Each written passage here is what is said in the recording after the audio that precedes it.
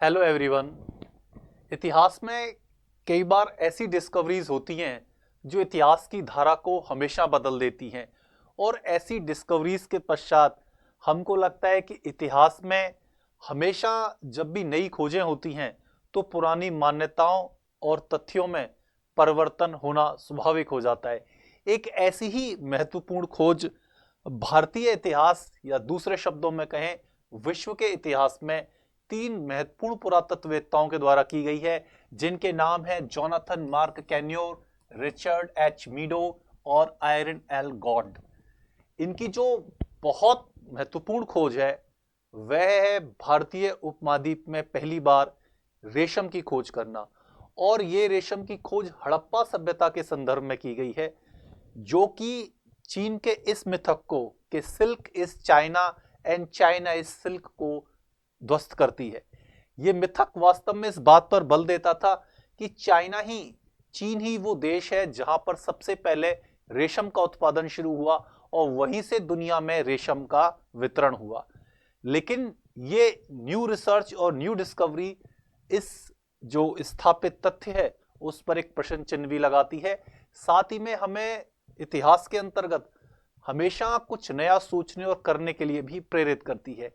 क्या है डिस्कवरी, चलिए देखते हैं। जैसा कि आप जानते हैं कि जोनाथन मार्क कैन्योर एक बहुत ही वेल एस्टेब्लिश्ड आर्कियोलॉजिस्ट हैं और मीडो उनके एक सहयोगी हैं, जिन्होंने की हड़प्पा के अंतर्गत कई सेशंस में 1990 के दशक और उसके बाद भी उत्खनन का कार्य किया है। इसी एक उत्खनन के दौरान एक उनको महत्वपूर्ण, ये उन्हीं का ओरिजिनल रिसर्च पेपर है जिसको मैं आपके सामने प्रेजेंट कर रहा हूं। इस रिसर्च पेपर की एक महत्वपूर्ण बात यह है कि यह रिसर्च पेपर नेचर नाम की एक रिसर्च पत्रिका में छपा है। यदि आप नहीं जानते हैं कि नेचर रिसर्च पत्रिका क्या है तो आप गूगल पे सर्च कर सकते हैं। एक्चुअली में नेचर जो है वो रिसर्च पब्लिकेशन है, पत्रिका है, जो विश्व की सबसे बेहतरीन रिसर्च पब्लिकेशन पत्रिका मानी जाती है, जिसकी की स्थापना 1869 में लंदन में हुई थी। और इस पत्रिका के अंतर्गत उन खोजों को, डिस्कवरीज को छापा जाता है जो कि अपने आप में यूनिक होती हैं, अपने आप में बहुत इंपॉर्टेंट होती हैं।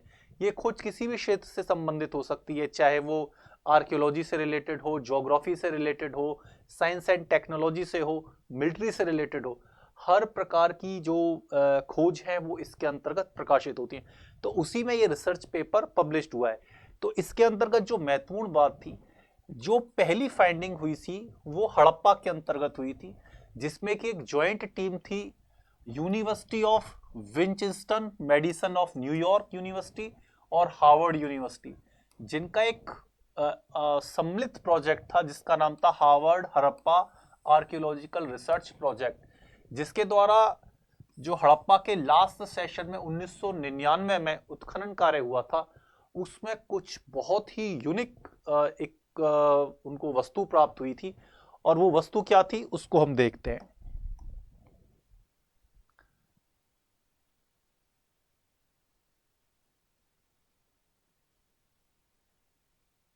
देखिए वो वस्तु ये चीज थी। एक्चुअली में हड़प्पा से एक उनको कॉपर का मनका मिला था, बेलनाकार लंबा खोखले प्रकार का, जिसमें कि अंदर बहुत सारे थ्रेड्स थे, रेशे थे।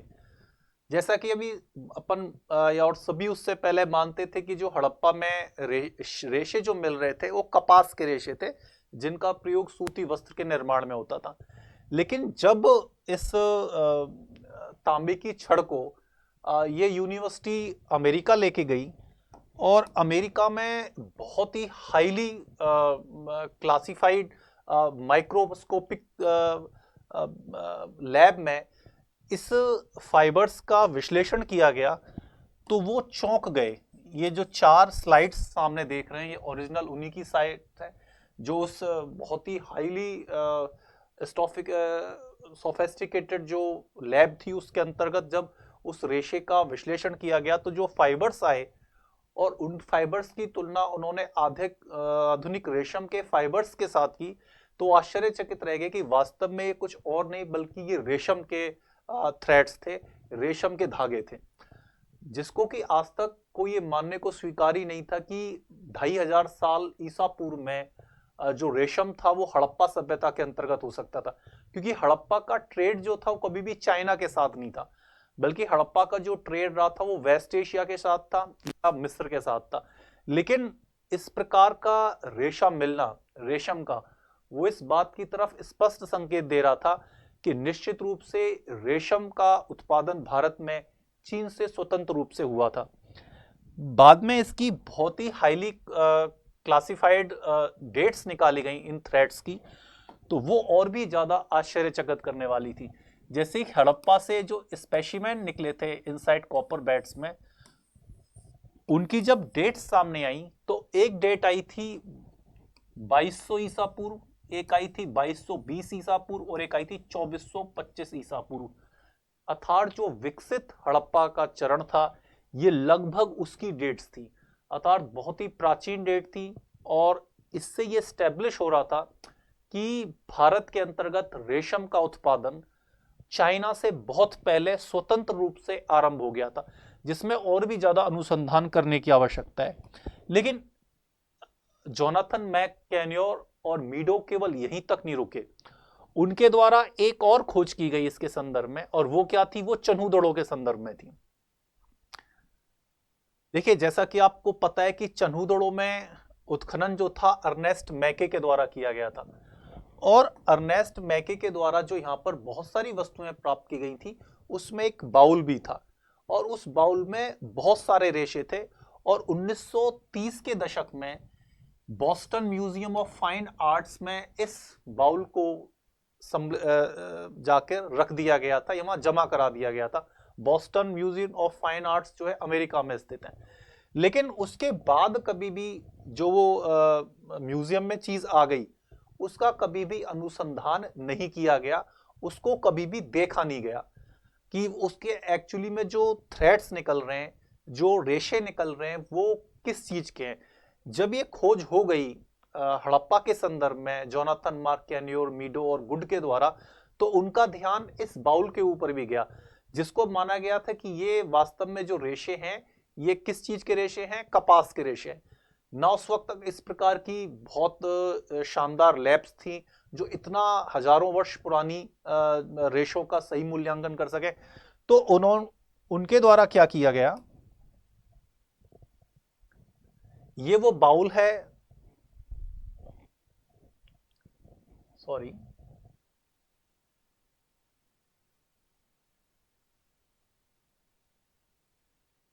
ये वो बाउल है जिसके अंतर्गत वो रेशा प्राप्त हुआ था। और फिर इस रेशे का पुनः उसी लेबोरेटरी में ले जाकर अध्ययन किया गया, और यहां के परिणाम और भी चौंकाने वाले थे कि ये जो पात्र था तांबे का जिसके अंतर्गत ये रेशा विद्यमान था, वो वास्तव में रेशा जो था माइक्रोस्कोपिक से उसके रेशे के साक्ष्य प्राप्त हुए हैं, जिसका कि अध्ययन आई गुड और आर न्यूमैन के द्वारा किया गया था। उससे क्या पता चलता है कि ये रेशा भी जो था वो कोई साधारण रेशा नहीं था, बल्कि रेशम अर्थात सिल्क का रेशा था। ये नई खोजें इस बात की ओर इशारा कर रही हैं कि कहीं ना कहीं जो सिंधु घाटी सभ्यता थी उसकी बहुत सारी अभी भी ऐसी खोजें होना बाकी हैं जो कि हमें बहुत आश्चर्य कर सकती हैं और विश्व के इतिहास में एक नवीन अध्यायों को शुरू कर सकती हैं। ऐसी दो और महत्वपूर्ण खोज हुई हैं हड़प्पा सभ्यता के संदर्भ में जो बहुत ही स्ट्राइकिंग है और आने वाली वीडियोस में मेरे द्वारा आपको दर्शाई जाएंगी। धन्यवाद।